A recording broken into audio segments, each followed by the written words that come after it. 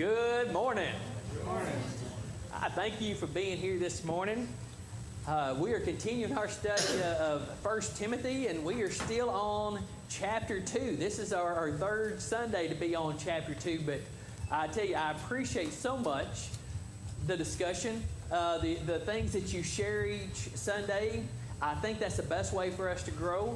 If all you hear is my voice and my thoughts, then everybody just kind of ends up thinking like I do, and I don't think that's good. I think we all can grow together, and y'all are doing a wonderful job sharing your ideas or asking good questions. So please continue to do that. If you will open your Bibles to 1 Timothy chapter 2. Last week we ended with verse 8. It says, I desire thee, and let's start with a prayer. Bow with me, please. Dear Father in heaven, thank you so much for allowing us to be together this morning. In just a little bit to stop what we're doing and to worship you. I hope and pray that as we do that here in Bible class or at worship, that we'll be able to put all the cares of the world aside, to stop and to really think about you, who you are, and who you should be in our life, and how we should live faithfully for you. Dear Father, I pray that as we look into your word in Bible class this morning, that your word will fall onto the good soil of our heart, and it will mold us and make us into your faithful and obedient children.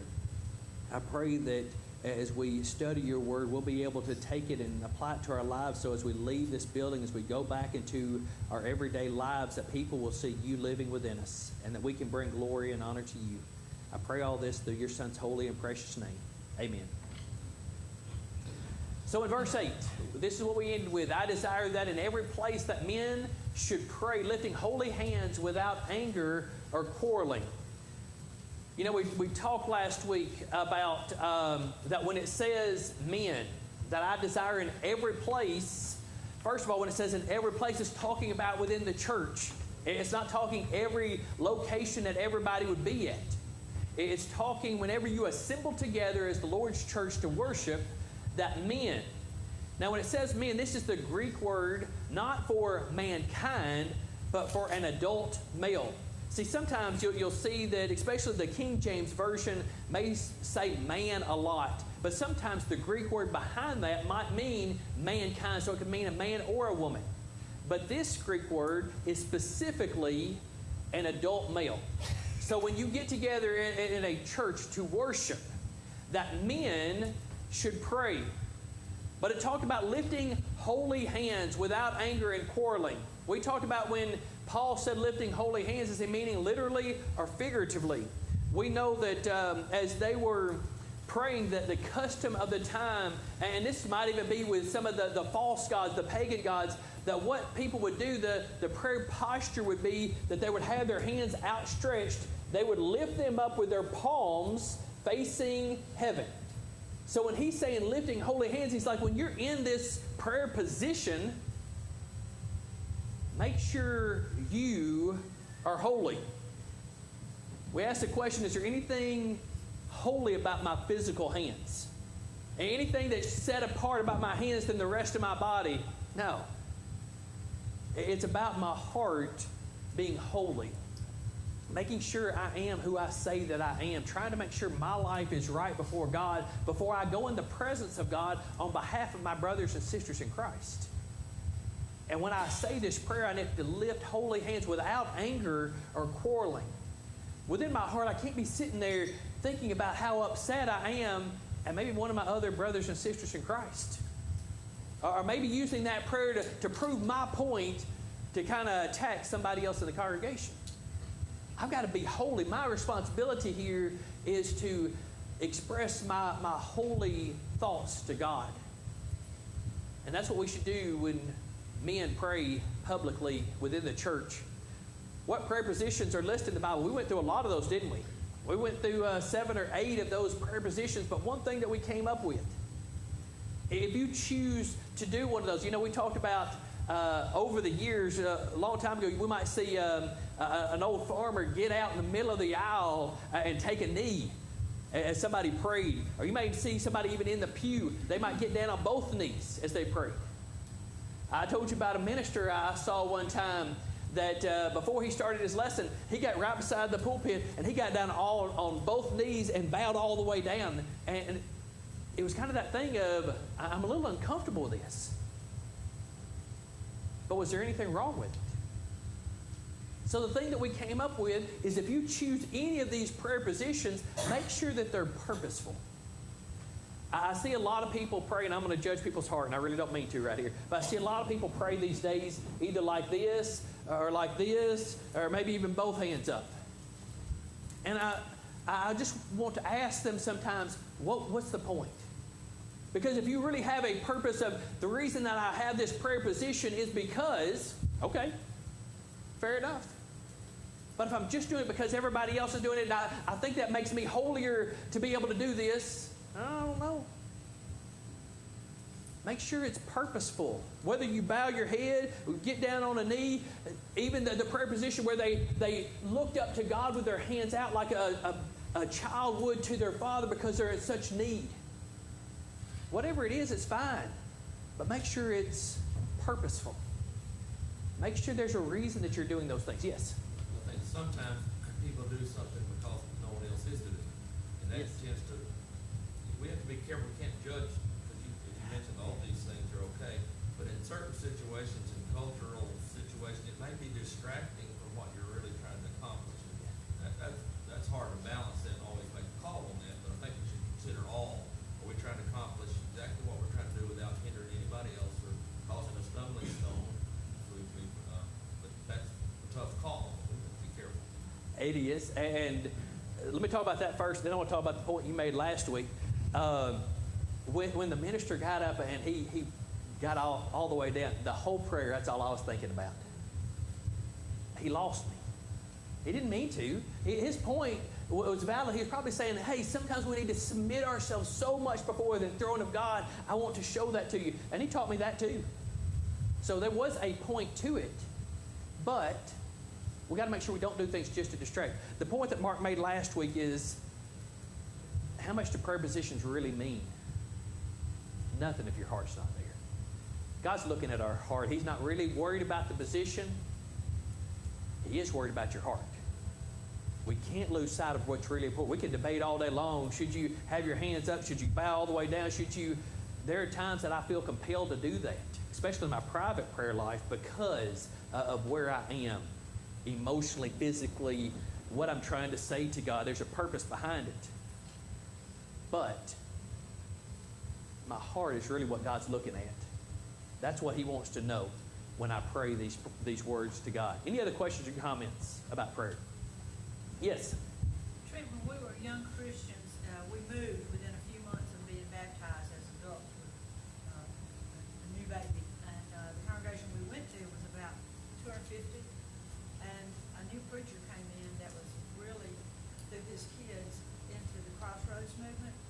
And in a very short period of time, he had this very conservative group of people stand up, line the outside of the auditorium, hold hands crossed and tightly to pray. And we were floored. It was like sheep going to the slaughter. They just all stood up and did it. And we went, what in the world? And so you have to be careful what your motive is. Yes. And that's really it. You know, some people go on so much emotion, and they like the emotion that goes with it, that they forget the heart, the real reason behind what they're trying to accomplish and do. And the thing is sometimes you'll find yourself in a position where it's like, do I just walk out? I don't know if I feel comfortable here. You have to make those decisions, but I really think a lot about some of the things that happen when other people are trying to push to see what's the point of this that they're trying to push. So another good point. Anything else? Well, I kept thinking last week about, some people do it for show. Yes. They just want everybody to see that they're praying, and the Bible tells us to go in your closet. Yeah. You're not supposed to do it. I'm glad that somebody else out there is kind of judgmental like me, and I try not to be. But when they do something publicly, it's hard for me not to question, why did you do that? Because your relationship with God is your relationship with God. It doesn't have to be that everybody else sees like the Pharisee, standing up in front of everybody, praying out loud. But what are you doing? Is it more for a show for you, or is it, now understand, I'm judging hearts, and I'm sorry, I'm not meaning to, and there are some people who do those things with a better heart than I've ever had. So understand that. But we need to make sure we're doing these things for the right reasons when we do them and how we do them.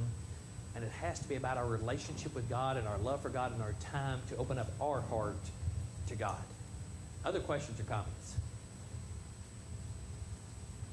And I'm working on not being so judgmental. I'm working on it. All right. Now, we're going to talk about women. Oh, thank you, because I didn't want to talk about women yet. The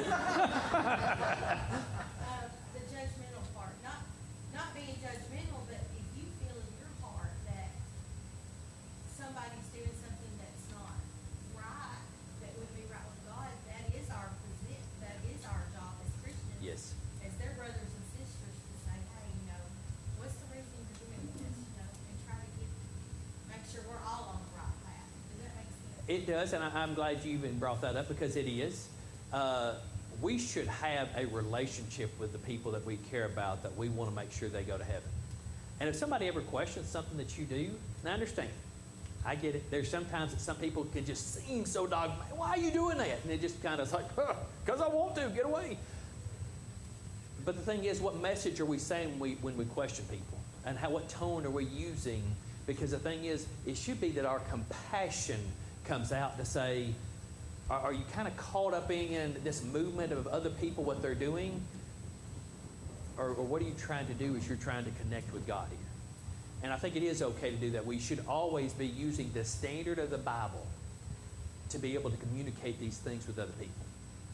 And also, we may learn something, Yeah. they may know something we don't. Yes. We've got to go with an open mindset. I'm trying to understand, 'cause I might be wrong. If you approach someone that you're out, got all the answers, and outcomes usually not good. That's so true. And that's a lesson I've had to learn kind of the hard way sometimes, because I come across, even if I have a good tone, the message that they get from me is, you just think you're better than me. And the times that I've opened the door with, hey, can you explain to me, I'm making sure I'm not missing something here. Why do you do that? And it may open this door of a discussion. And you're right, we may learn something we've never thought of before. Or I just might understand them better and say, wow, your heart's really good. And it's one of those things that we may have a better relationship with that person because we have a better understanding of who they are and who they're trying to be for God. So, great points. Great points. Anybody else, so we don't have to talk about women today? All right, let's get on to women. Verses 9 and 10 says, likewise also that women should adorn themselves. So what is talking about? This is about how women dress. This is Paul's having to talk to Timothy about women in the church, and I don't know if this is just something that he's struggling with other places, so he wants to make sure where Timothy is at Ephesus, he addresses this also, or if it's a problem within the church. But what he's saying here is that women should dress themselves in respectable apparel. You know, we can talk about dress all day long, but there's one point. If this is the point you get out of it, this is a home run. This is a point that we can teach our younger women. This is fabulous. But what message do you give as you dress? When you think about the clothing that you put on, whether it's here at the building, whether it's out in the community, whether it's on vacation, wherever it is, do people look at you? Is there anybody out there that looks at you and thinks, I'm disappointed? I can't believe they wore that. Or do they look at you as, that's a woman of God right there. That's somebody who thoughtfully made sure the message they were sending to everybody else and the message they were sending to God is, I respect myself as a woman of God. And it says how to do that with modesty. Now, I love what Lonnie Jones says. Lonnie Jones speaks at a lot of these youth conferences and other things. He said, modesty is not a line on the body. It's not as long as it gets above here, you're good. As long as it's below this, you're good. It's not a line on the body. He said it's about the message that you send out, your conversation with God, your thought process that says, God, are you happy with me covering up this much of my body? Are you happy that I'm not sending out this message of any inappropriate thoughts to anybody else? And I want to say intentionally, but kind of unintentionally. And the reason I say that is because I don't think women get it. I'll be honest, I don't think that they get it, because there's so many women that I've come across, and you have too, that you thought, well, I can't believe they're wearing that. But you know what they get caught up in? And having a wife and two daughters, I'm beginning to understand this more and more. All they're looking at is these things in magazines and TVs and Instagram and other places, and they're trying to find this balance of, I just want to look cute. I want people to, as I walk around, just think, I'm beautiful. Not as this beauty queen beautiful, just as that people look at me and think, wow, that looks nice. The problem is the standard they're looking at. The standard they're looking at is some of the things, the ways of the world, and they're looking at it going, I'm not close to down here. That's awful. I'd never wear that, but that's not too bad. And I think it makes me look pretty. But to a guy's point of view, sometimes they're going, whoa, that's more than I needed to see. And sometimes the message you give people is she really a woman of God? Back to that respectable. And that goes back to self-control. Now, understand, we could debate men and lust and the way that they view life, and I don't know why God made men the way that He did, but He did. There are sometimes, if a guy thinks a woman's just attractive, she could have a tent on and they would still be lust. So we get all that. Let's just talk about being a woman of God, though. It goes to self-control next. Self-control says, I have the choice. I control myself, and I've got to remember this standard. The standard I said I was going to commit to when I first was baptized. Because I wanted to tell the whole world out there that I'm a woman of God. And it's not just by the words that I say or how I treat people. It's also how I look, how I adorn myself, how I dress. It's the message that I give. It goes on to say, not with braided hair, gold or pearls or costly attire, but what is proper for women who profess to be godly with good works. The questions: is this statement addressed only to women, or should this apply to men too?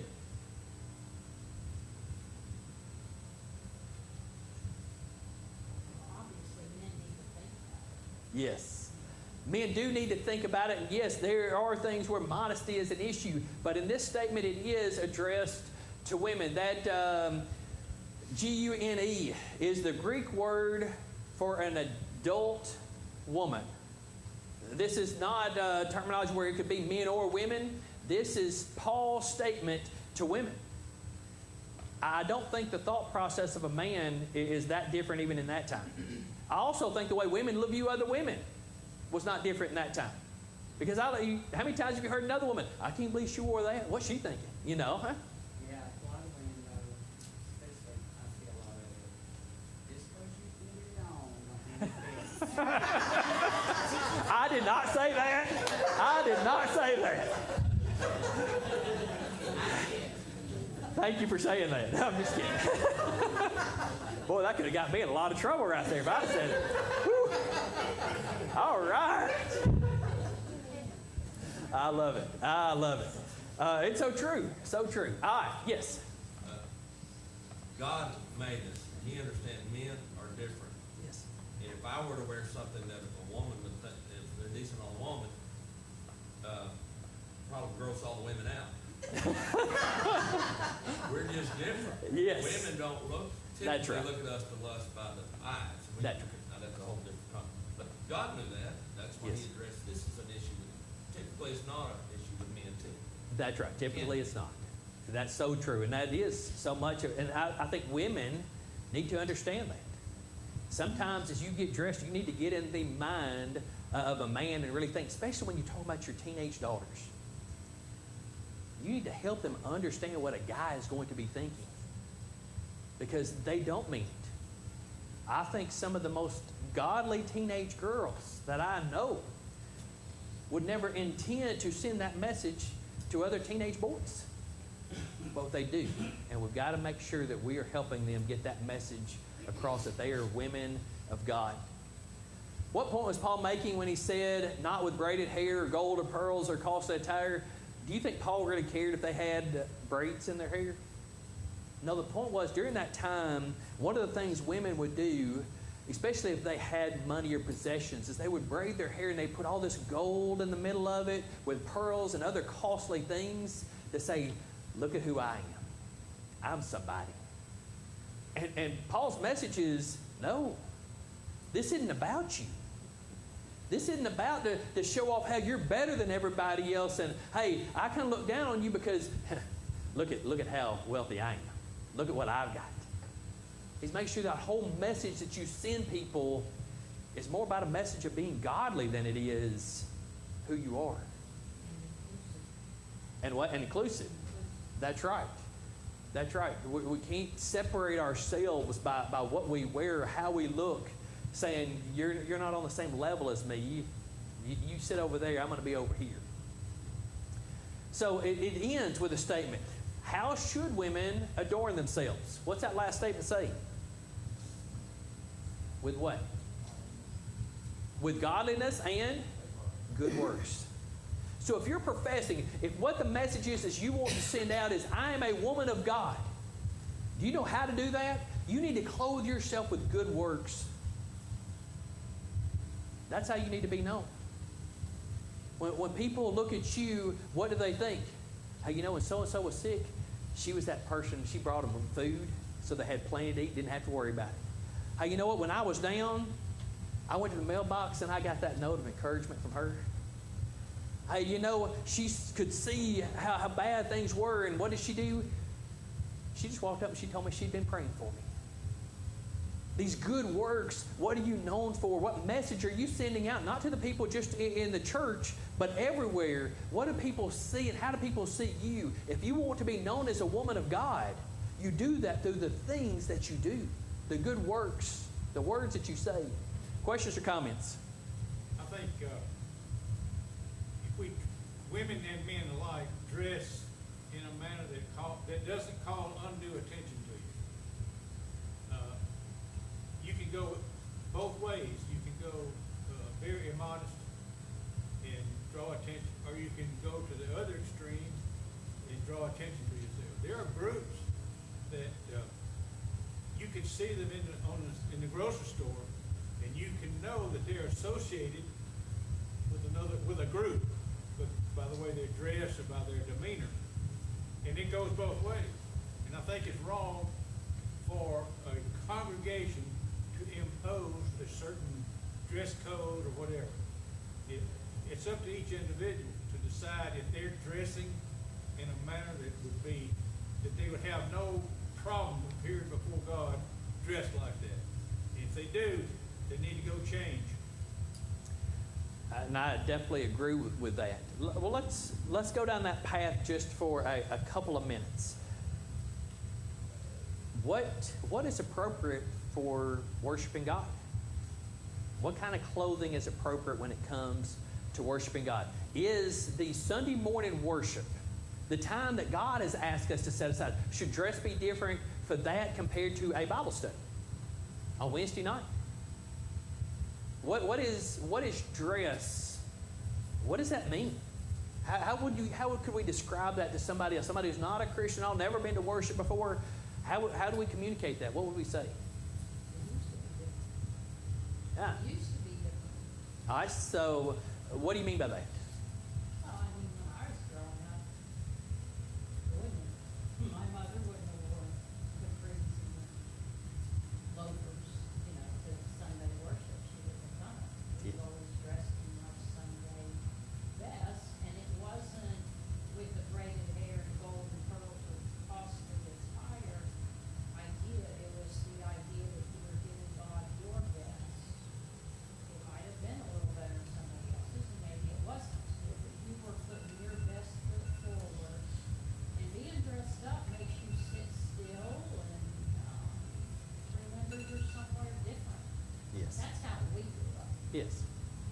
I remember that Lori, when she was growing up, no pants.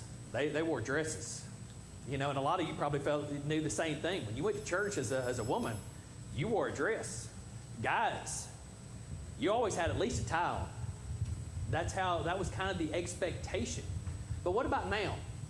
What do we think? Mark, you're about to say something. I'm just going to say, the Old Testament was more of a physical based rules and regulations. The New Testament is more about the heart. However, just thinking about our children, if we don't show a little bit of difference between a ball game, there are situations where you come in like you may have clothes, but typically this is a special gathering. And God is always wanting your best.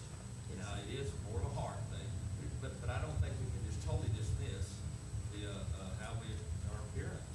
When we gather together and show a little bit of respect. Go to a funeral, typically we're dress up. We're on honor that person. Or we've got a funeral this morning honoring Christ. Yeah. So that's pretty important. Probably more important than my dad's funeral or whoever. So I think you can't just throw all that away, but you can't make rules for difficult different cultures. And I definitely agree with that. First, let me talk about the ball game part of it. I've seen kids that have left practice and walked in the building for Bible study, still in their practice attire, and I'm sitting there thinking, thank you. The only other option you had was to go home and maybe make it 20 minutes late if you came at all, and you chose worship, or you chose to come to church. And I'm thinking, what a wonderful thing that your parents have taught you. I don't miss worshiping God, and I think that's a blessing. When you see that here, because this is basically the Bible Belt, Yes. you don't see that across the country in other places. Yes. In fact, when we moved here, we were just astounded because there was no ball practice on Wednesdays. Yes. At that point in time. Yeah. And you didn't expect the kids, if they were playing travel ball, to travel on Sunday. Yeah. I think that's changed now. It has. But, Sadly, it we has were with the very culture. impressed. We were like, wow. Yes. Because I hate that that's how our society has made it, where even in the Bible Belt, it's not And the same a thing sacred about event. being respectful. I feel like everybody pretty much dresses respectful here. Yes. Florida, that's a whole different story. Yes. You never know. You never know. Yes. I'll finish it, but I'll use my dad since he's not here. If someone got up in Atlanta Braves to do the announcements or whatever, that bothered Daddy at one time because it was to him, and maybe the older generation, that's a distraction. I'm thinking about the Atlanta Braves, whatever that may be. Yes. And taking a little bit off. We have to consider others and their conscience and how they may think about it. We can't go too far that way, but there is a balance somewhere that's not always easy. For me, to make an easy statement, it's really my message to God. All about worship is about my time to show my love for God. And I think it includes my dress. It's kind of like the prayer posture. It's kind of that if this is purposeful to me in the posture that I have, I might do it because it's about my time with God. But what's God mainly concerned about? My heart. Same thing's true even as I come to worship. The main thing He's concerned about is my heart. But what message do I give God by the way that I dress?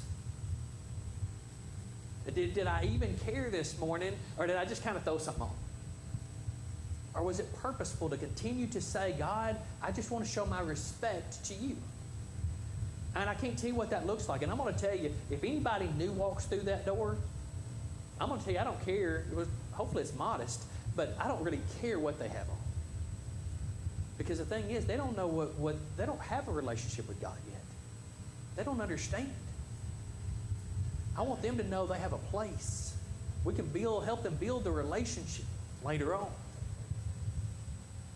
But the thing is, for all of us who do have a relationship with God, as He is our Father and we are His children, what message are we giving Him as we come before Him to show our love for Him? And I think that's something we have to keep in mind. And I'm not sure I can really judge anybody else for what they have compared to anybody else. And should you have a suit on and I have just a button-down shirt or a polo on, or I can't say any of that. I'm not even overly worried about This is an individual thing for you to be able to say, God, this is how much I love you. Okay, 5 minutes. Plenty of time. Any other questions or comments? You know, we draw lines all the time. It's like we read when we attend a assembly like this. But if I come in here with a bathing suit on, that line is a little bit too low for me in the way I think. That's right. So that's something. It's something, and honestly, just because you have made that line doesn't make it right. It has to be something where you truly go to God to say, God, are you pleased with the way that I've come to honor you, even by the way that I look? And it's just something to think about. Now understand, I've been to Guyana, South America on different occasions. I didn't see a single person in a suit. I didn't see anybody in a tie. Now it might have been the nicest thing that they had. But should I have looked at them and said, what are y'all doing? No, that was about their relationship and what they could maybe even afford to have on. Some of them still had the clothes that they were in the mines. It had been mining throughout the week. And that was just all that they had. But that was their best and what made them say, hey, God, I'm here with my heart. And this is the best, this is all I've got. So we have to remember those things as well as we think about our dress and how others are dressing to honor God. Anything else? We didn't have to get the tough stuff about women. Next week. Next week. Thank you.